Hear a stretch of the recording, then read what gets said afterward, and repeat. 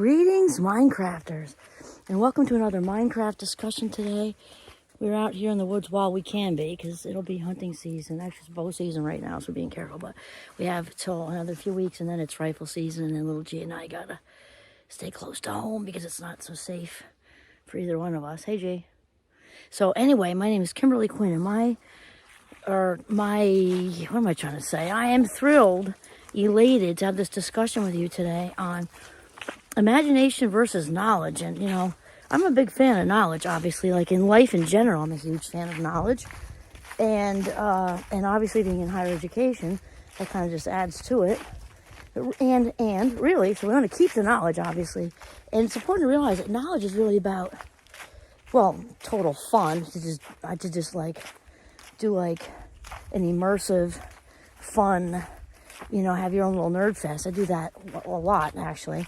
And actually, my ultimate nerd fun time, I'm thinking it was when I had like 3 hours alone in the MIT Museum in Boston. Oh my God, I was so happy.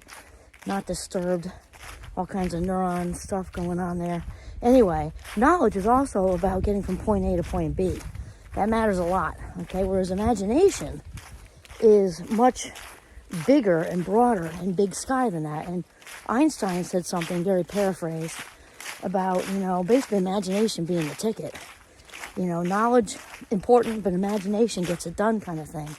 And so here's the thing as far as well-being, which is what Minecraft is all about, right? Optimal human functioning and life satisfaction, is you got to tap into it to make it happen in your life. If you want whatever your heart's desire is to manifest and create the life you want to live, you got to really tap into that imagination. So if you think, oh, I don't know, I'm 50, whatever, I don't know. Well, then find somebody who has a 4-year-old and ask to borrow her, because they can give you a pretty quick tutorial on how to let your mind go mindfully with, choosing it to create that white space to make it happen. So as we've talked about before, and so many of the great thinkers have talked about it, Oprah and Wayne Dyer and all these thinkers that I talk about, Aaron Doughty, Abraham Hicks, it just goes on and on, is you've got to believe it. You got to believe it before it's going to happen. And we're talking about the imagination. You got to see it visually, but more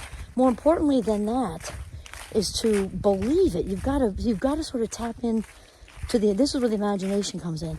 Tapping into what it would feel like if whatever it is you're trying to manifest into your life has already happened. You got to kind of airlift yourself into that place for that to work. And actually yesterday, I was interviewed by Aaron Kaplan. What a nice man. Clinical psychologist from Hawaii. Lives on Oahu. And he's got a podcast called Mind Tricks. Check it out. He's got a lot of good conversations listed there. And I was very impressed with his interview skills as well as his podcast website. It's just so organized. Anyway, so if any of you are interested in what I'm talking about, you check out Aaron Kaplan on Mind Tricks. So anyway, we were talking about this, and he asked me, so what were you talking about when you're talking about being a limitless person and believe it? You have to believe it before you can see it. So this is what we were talking about for a little while, is you've got to actually let your mind find a quiet spot. If you're fortunate enough to have woods like this is ideal. And really picture yourself in the situation. But if that's not so important as how you feel when you've already gotten the promotion, or you've already been on a podcast, or you've already gotten that house you've had your eye on for 6 months, or picture the feeling of that. And it's important not to be surprised by it, because that says if you have this surprise feeling, you want to work through that, because that says, I don't really believe I deserve this. Ooh, look, lucky me. No, you have to thoroughly believe. This is the self-value thing that Aaron and I were talking about too. You've got to know your own worth. It doesn't mean you've arrived. It means we're all work in progress. So you've got to really believe that whatever it is you're trying to manifest, that you're worthy of, or ain't going to happen.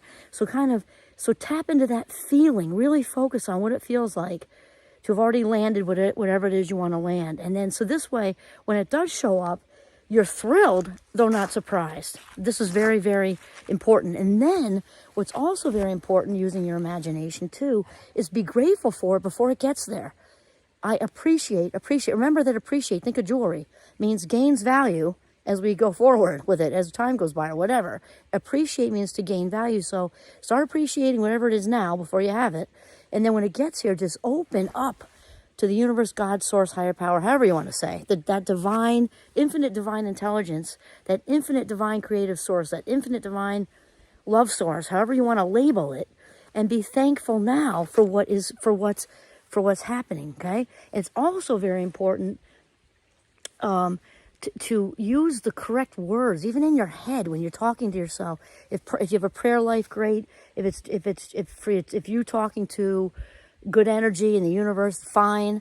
But really be careful with your words, because you don't want to talk about like when it comes. But that's all that you'll be striving. The word strive. You'll be striving like indefinitely. You have to picture what it's like to actually, again, have the promotion, the job, the trip to Africa for a safari, the partner, whatever it is, and say, I am. It is so much more powerful because that's an in the moment tap in to the divine connection. So I am grateful for the African safari. I am grateful for this promotion. I am grateful that for this opportunity that's coming to me, right? I'm grateful for it now, for what's coming to what is coming to me, not just the I'm coming to me part or whatever, not just the on its way part. I am grateful now that I'm up for this promotion. I'm grateful now that I am ready to receive this. I'm grateful now for the opportunity. And then just keep envisioning yourself sort of in it and after the fact. And then just picture yourself flowing with gratitude when you get that phone call or whatever. Very, very important. Imagination. Tap into your own inner 4-year-old. Again, borrow one if that's hard for you.